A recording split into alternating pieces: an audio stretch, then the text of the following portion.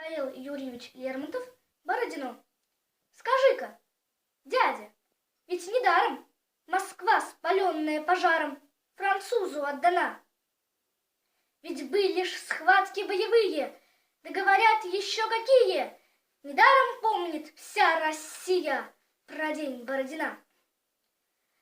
Да, были люди в наше время, не то что нынешнее племя. Богатыри, не вы, плохая им досталась доля. Немногие вернулись с поля. Не будь на то Господня воля, не отдали б Москвы.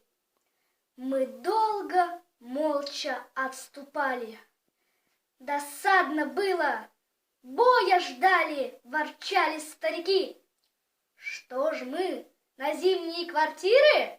Не смеют, что ли, командиры чужие изорвать мундиры, а русские штыки? И вот нашли большое поле. Есть разгуляться, где на воле.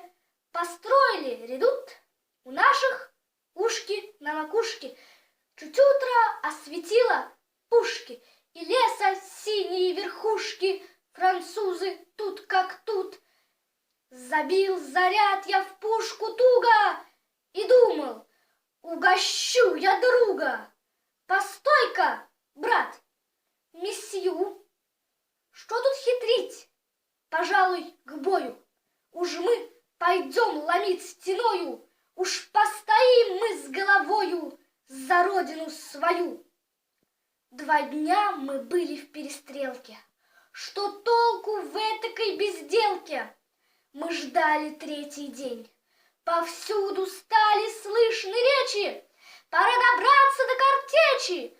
И вот на поле грозной сечи ночная пала тень. Прилег вздремнуть я у лафета, и слышно было до рассвета, как ликовал француз. Но тих был наш бивак открытый, кто кивер чистил весь избитый, кто штык точил, ворча сердито, кусая длинный уст.